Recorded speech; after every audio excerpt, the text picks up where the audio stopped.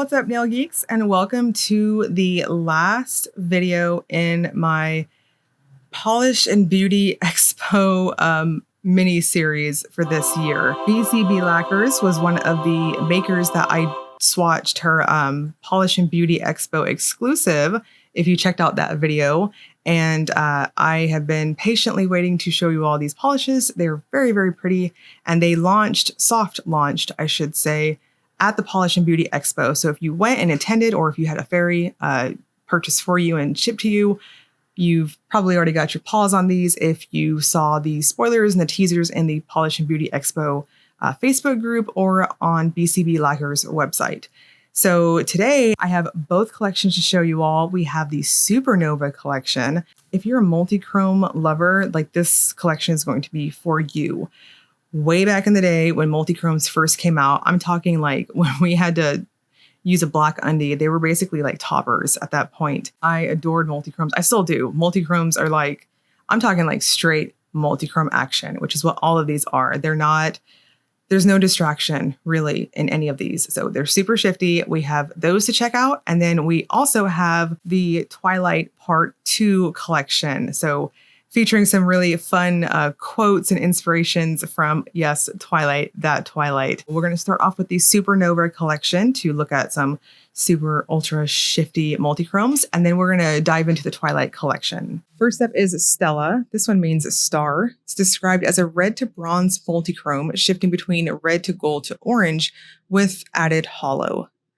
So overall, each polish in the Supernova collection applies pretty identical. There's a couple that I'll note had lighter formulas or some that had heavier formulas, but I think for the most part, they're all pretty identical. It's just the multi-chrome shift, the color rolls respectively, that's truly different. Stella, to me, had a wonderful viscous type formula, and even for Miss Queen 3 coats, I thought 2 coats was perfect for this. I thought quite a few of them, honestly, were perfect at 2 coats. They will dry down quite flat, so use a good glossy top coat. Kira means sparkle or beam of light, and it's described as a pink multi-chrome shifting between pink to orange to gold to green with hollow. So the color roll for this one is quite just all over the place in the best way possible. Now, I want to note that indoor lighting, if you're in somewhat of a brighter lighting situation, especially just multi-chromes in general, what you see on my video is what you'll see in that specific situation. It's shaded lighting and more dull type of indoor lighting that will give you those spectacular color rolls. And if you have a strong C curve like myself, yeah, you'll definitely see the secondary and maybe even like tertiary colors on the sides of your nails. So we have a wonderful dominant primary color here of that somewhat burgundy-ish pink type of color with an easy shift over to copper and green. Cressida means golden, and it's described as a pink bronze multi-chrome shifting between gold to orange to green with hollow. This is another one that was super shifty and just color rolls all over the place. Now, Kira and Cressida and a couple of these other ones coming up here shortly, I did take to 3 coats, and I was going in just a touch lighter in how I was applying them just to kind of experiment around a little bit, because after like 2 or 3 of these that I was working on, I figured, okay, they're pretty identical. How else could one apply these? So 2 normal heavier coats or 3 lighter coats. Again, with the caveat that there is like 2 that I thought were just the slightest bit lighter or thinner in formula. As you can see here on my swatch photos, Cressida is quite shifty, and at angles, you'll see that easy bright lime green shift. Mahina is moonlight, and it's described as an olive green multi-chrome shifting between green, blue, gold with the added hollow. Fun fact, I recently played a video game where there was an owl that was named Mahina, and now I think it's so clever that Mahina means moonlight. But anyways, bonus points to you if you know which video game I'm talking about. Anyways, Mahina has a fantastic formula. Again, very similar to the ones we've seen so far. And that 3rd coat plumped it up really well. I loved the color roll on this one. It's an easy shift between that greenish, almost yellowish olive look, and then it easily shifts over to blue, and then that just brilliant type of gold at angles. Again, my full-on hand shots are going to show, or rather represent, what you're going to see in brighter lighting situations, but the macro shots are in dimmer lighting situations to exploit and show off those color rolls respectively. Elara is described as a lime green multichrome shifting between green purple with hollow, and Elara is one of the moons of Jupiter. So we have a 2-coater, at least how I applied this one.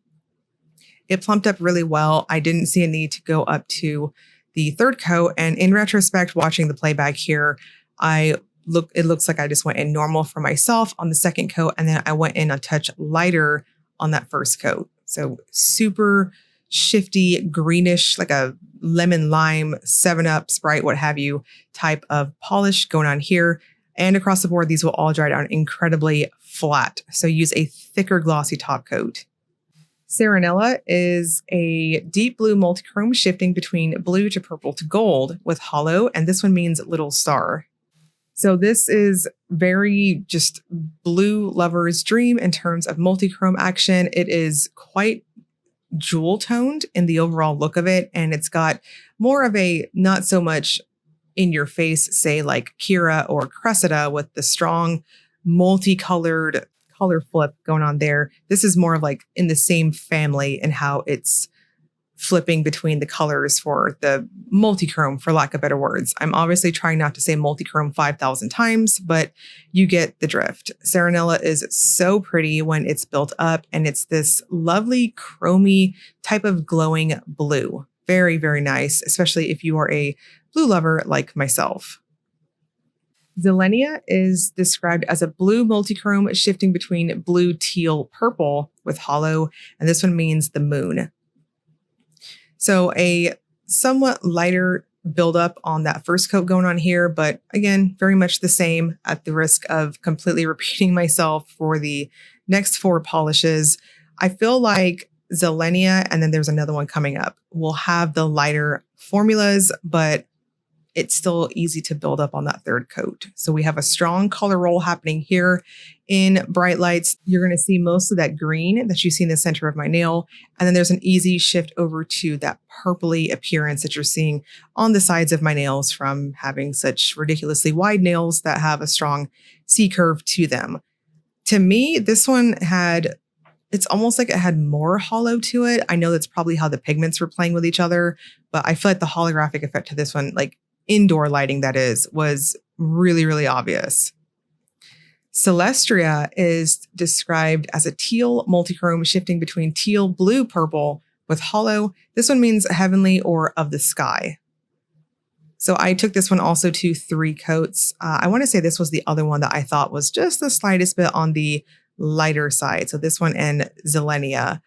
But again, 3 coats, no problems to report here. And honestly, I was pretty impressed. However, or whatever the multichrome pigment is on each of these polishes, it's not the type that has more of a, I guess, like a sheet-like effect, if that makes sense. To me, it's almost like fine particled, but it still is very, very just opaque, if that makes sense. So it's going to take on a more scattered type effect. And I think that's probably what's going along with the holographic effect too. Irida is a bright purple multichrome shifting between purple, pink, gold with hollow. This one means rainbow or of iris. So again, touching on that particle type look, because we have that, it's less, again, sheet-like, and because it's more particle styled in terms of multichrome pigment, I realize this probably doesn't make sense to anybody, but what I'm trying to say is that it is so very forgiving with that paddle brush that you don't have to worry about streaking like you would with a, say, straight up chrome finish. So you can go in heavy handed. It's pretty user friendly.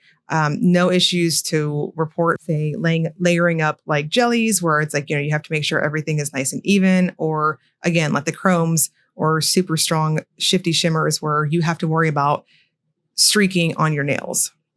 Astrophel is described as a deep purple multichrome shifting between purple, blue, red, gold with hollow. And this one means star lover. So this is another one I took to 3 coats. And to me, I feel like this one and Zelenia would have to be kind of like sisters almost. Astrophel felt like it's more of a jewel-toned sapphire deep type of blue. And then the other one, Zelenia, was more like this more brilliant, somewhat brighter, medium, but still jewel-toned type of blue, if that makes sense. I think my collage, if you're wanting to grab 1 or 2 of these as opposed to say all of them, I think the collage kind of helps a little bit in which ones you are looking for the respective color rolls. Again, topped off with a glossy top coat and everything was fine. So the second collection is the Twilight Part 2 collection. This first one here is It Would Be Nice Not to Want to Kill You All the Time. And it's described as a Tiffany green Crelly base with pink to purple to red multichrome flakes and gold orange green multichrome flakes. This is very creamy and smooth. I was very impressed that it's got those tiny little like fleck type flakes to it. They're much smaller, giving you this robin's egg speckled looking appearance. And it still retained a very buttery, creamy formula. Self-levels really well, and it's ridiculously perfectly opaque. I chose to take it to 3 very light coats, but honestly, I think most people would probably be happy at 2 coats. You will need a glitter smoothing top coat with this one as it dries down very thirsty and you want to smooth out those flakes. So use that with your glossy top coat. Say It Out Loud is described as a teal multichrome shifting between teal, blue, purple, and pink, orange, gold, green flakes. So this is like multichrome on multichrome action, and it built up very well for me at 3 coats. I think across the board, I will strongly suggest 3 coats on this one as it has a lighter, more flat type of feel in how it builds up. So it's got this less plumping appearance with it. So for that reason, even though it's not textured per se, I will still suggest using a glitter smoothing top coat to kind of give it that plumpness that, I don't know, if you're like me and you like that more gel-like appearance, then that is what will give you that. This is quite shifty, and I liked how the multichrome flakes, they're of this smaller, somewhat medium variety, depending on if you get a chunky one out of the bottle or not, but it's almost like they have like opposing color rolls to each one. What a Sick Masochistic Lion is a purple jelly loaded with red, pink, gold, orange, large particle shimmer. I would classify this one as being a foil finish because as we build it up, those super huge shimmer particles are going to give you that glistening looking effect as you go up. This one's also incredibly opaque, and I'm going to strongly suggest going in normal on your coats. No need to be careful or thin or anything. Go in normal and stop at 2 coats. I think 3 coats is going to be too much, unless of course you apply ridiculously thin. This is another one I would suggest a glitter smoothing top coat with because it will dry down so incredibly flat and thirsty, and you want to exploit that shimmer. So you'll want to gloss it up. How Long Have You Been 17 is a rosy tan Crelly with pink, purple, gold, green shifting shimmer and hollow flakes. I am still on the fence about how I feel about this one on me. I think it's going to play up with your skin tone regardless. If you're warm, cool, light, medium, deep, whatever, I think it's going to play up against you big time. To me, that base color looked almost like a nude to me. And then the shimmer just kind of amped it up. So very, very neutral against myself. So if you're warm and you're medium, I just think it's almost like a nude. So across the board, definitely going to play up with you. I'm going to suggest 2 coats and a glossy top coat to seal this one up. Again, we have a very rich, smooth, opaque formula.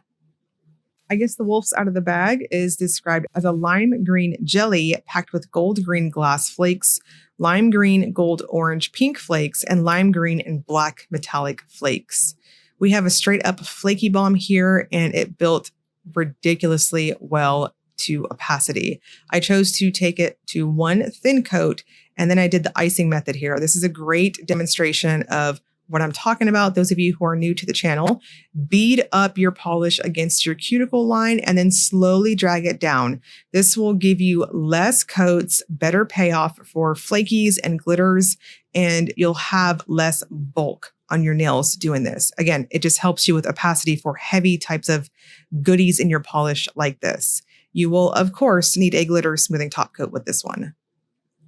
And then lastly, we've got You Named My Daughter After the Lochness Monster. This one is an electric blue jelly packed with blue to purple flakes, blue to purple multichrome micro flakes, and blurple, leaning more blue, glow in the dark pigment.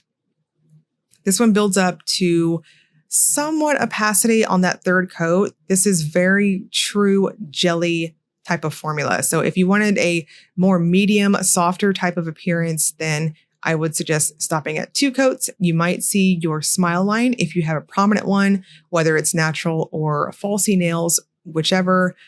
And if that bugs you, then my standard disclaimer of using a nude to you cream or a blurring base coat applies here. It is incredibly flat and matte in how it dries down, which is indicative to glow in the dark polishes. I did charge this polish with my UV nail lamp to get that dark picture there. And it's not like this super brilliant type of glow in the dark. It's like a deeper type of blue in the dark. And then we've got the Will It Topper segment. This is where I use a black swatch stick to demonstrate if polishes have layering capabilities. So across the board, all the multichromes will topper very well over black. With that said, I think they would topper over other colors pretty interestingly enough, but they're quite opaque, or rather they're quite pigmented, I should say. They have a lot of multichrome stuff in them. So if you do, I just personally would stick with darker colors. Although maybe you might get away with doing maybe like a jelly sandwich with darker jelly colors. I don't know. I do think there's some versatility here and there's some potential for some really like awesome layering, but overall they're very pigmented. That's the best way I can put it. We used to have to use a black undie for our multichromes.